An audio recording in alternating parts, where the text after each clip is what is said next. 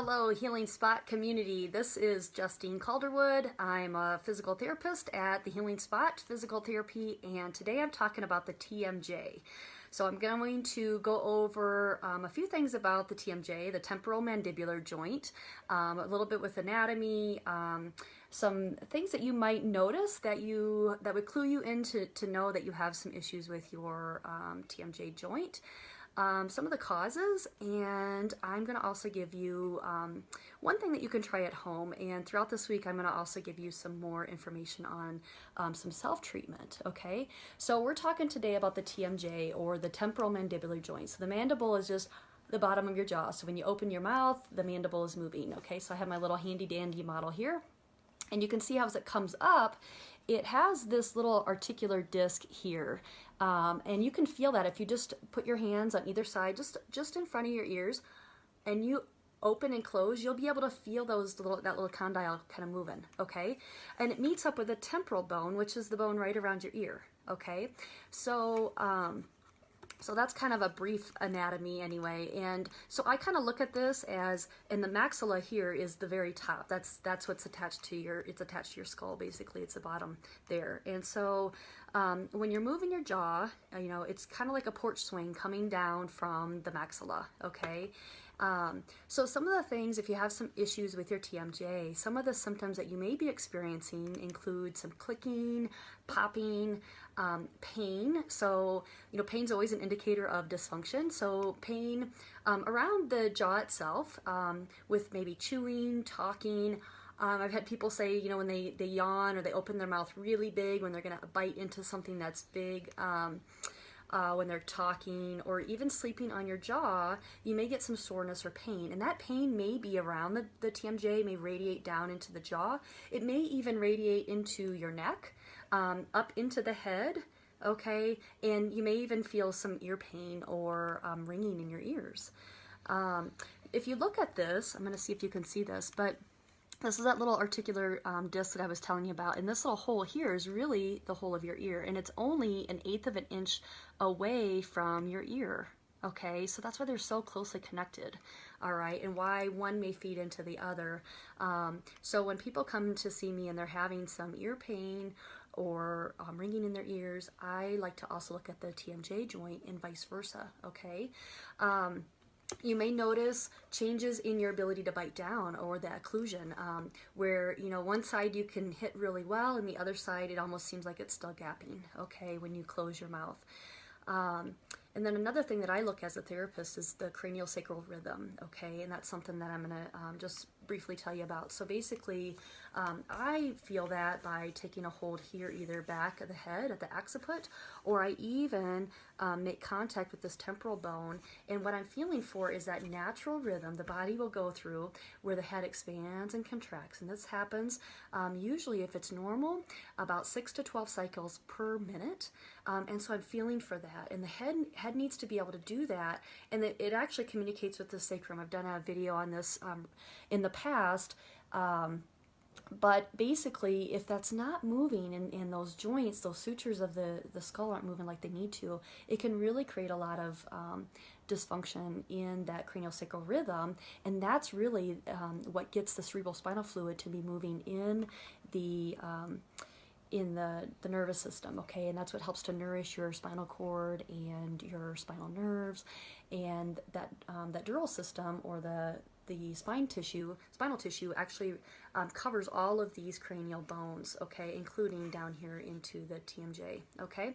So causes of TMJ dysfunction, one big thing that I always look at, and you've probably heard me say this before, is I look at the pelvis and posture, okay? So I look at that pelvic function as being really the center of the body and where the spine is attached to. So any abnormalities or anything being off at the pelvis, the spine stacks up, therefore the head is going to kind of follow suit, and the jaw, okay? So I'll look first at the pelvis and notice any postural influences. So with that, you know, you may notice if you stand in front of a mirror and you notice you're looking directly on, And this works out better if you're standing maybe in a sports bra or no shirt, and you look at your shoulders. Is one shoulder higher than the other? Okay, look at your fingers.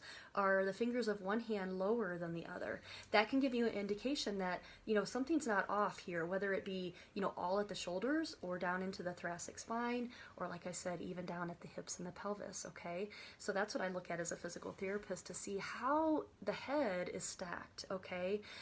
So yeah, absolutely, you can get dysfunction up here and not necessarily see that at the pelvis. And so that's one of the differential diagnosis things that I do as a therapist, to find out where exactly this is coming from. Stress can have a big impact. So some people just keep their stress in their head, their jaw, their neck, that kind of thing. Having dental work, I've treated plenty of patients that people that have come to me for TMJ issues, but also maybe they were coming to me for a different issue and they had some extensive dental work done, a crown, something like that, and they had to, keep their mouth open for extended period of time. And some people are kind of afraid of that type of dental work, and so that kind of all feeds in. But even just having to have your mouth open for an extended period of time can really cause a lot of stress into this TMJ. So dental work can have an influence. A whiplash or car accident injury. So we think of, whiplash, where the head goes back, maybe makes contact with the headrest, maybe not, but then it comes forward. But you can also have that same force, we call that like a jaw lash, okay, where you can actually have some strain to the TMJ. Dural tube restrictions, so I kind of talked about that a little bit. That deep spinal tissue that covers all of the cranial bones, as well as the spinal nerves and the spinal cord. Okay, so that this has an influence, because all of this is connected. I mean, I'm talking about the temporal bone, but it connects with the frontal bone and the parietal bone and back here to the occiput and all of that. That it's just all connected through the fascial tissue of the body. Might be a past trauma or an injury. So, a boxing injury, or even, some kind of trauma there where you've been hit or you've fallen and you've, hit your jaw. It's had this kind of blow to it. Sports injuries, okay. Suppressed emotions. So some people just, again, keep a lot of stress there, anger, or, they have had things happen in the past where they haven't been able to talk about it. Okay, so that can be stored in the jaw itself. Birth trauma. So I'm talking about more your own birth. I've seen a patient recently who'd had ear and jaw pain for her whole entire life, and she's pushing 40. And as I kind of started assessing and teasing things out and things out of her history, we really got back to her own birth trauma. Okay, so you can check with your mom and find out, if that's something that you've had, if they had to use forceps or there was any kind of force, or how you're positioned. But that can definitely have an impact on your own jaw, even years and years later. Okay, and then of course any kind of surgery. So we've talked recently about surgery and how that restricts the soft tissue of the body, and how that can put up to 2,000 pounds of pressure on joints and on bones and muscles and nerves and everything. Okay, so some solutions. So as a physical therapist, what I look at first is active range of motion. So I'll have open and close, and I'm looking for any deviation from neutral. Okay, so as I look down through the jaw and through the nose, it really should open nice and symmetrical. It shouldn't be pulled off to one side with the opening and closing. We can take measurements of that. Even deviations from midline, so that lateral mobility, okay? And I'll also look at passive range of motion. So with somebody lying down, I like to go here and have them just relax their jaw, and I'll actually check, that lateral mobility, how well does it open and close, and then also I check the dural tube mobility, so how well does this dural tube move, or the dural tissue. I'll even look at into the temporal bones. I'll kind of grab a hold of the ears and check side to side, that kind of thing. We look at posture and pelvic mobility. So I'm looking at the shoulders, looking at the neck muscles that come up, from the collarbone and come up and attach, onto the back side here to the occiput, down into the bottom of the jaw. And we check that postural and pelvic mobility or alignment so that we can see where those strain patterns are in the body, and we correct those as well. So even when people come in, if they're experiencing jaw pain, but not necessarily hip or low back or pelvic pain, If they're off, I'm going to treat that because that's really part of the source of the problem, okay? So then I'll go in and release the mandible, okay? So this is, first I'll do like a compression release and a distraction release. So we're opening up that TMJ, release the maxilla, release this temporal bones here. And then I'll also look at other bones, so like the sphenoid bone up and through here by the eyes, okay, the frontal bone. It really depends on what people are struggling with and what I'm seeing in my assessment. But again, the parietal bones can have an effect, okay, the occiput, all of those cranial bones around the head. And then we look at also in that process, looking at the soft tissue, the muscular influence. So the masseter muscles, you know, if you clench your jaw, you'll kind of feel those masseter muscles popping out. So you can just kind of feel in there. Are there any sore areas? Are there any trigger points? You know, also very gently press into those muscles and to release them. We go and we do intraoral work, meaning I'll have my patients open up their mouth and I'll check into the pterygoid muscles, the muscles that help with chewing and tucking and things like that inside. I also like to look at the bony structure, so the vomer and the palatines, and I'll use the maxilla as handles into the body to release this. And let's see what else. And also the scalenes and the sternocleidomastoids. So you can kind of see as I turn my neck here, you know, you can see those neck muscles as they come up and they attach on the bottom of the jaw and the back close to the ear and all of that. And even, I'm going to show you this, just the platysma muscle. So if you do that, you know, that's also an area that I will get in and release for people. And it just takes a lot of that pressure off of the TMJ, okay?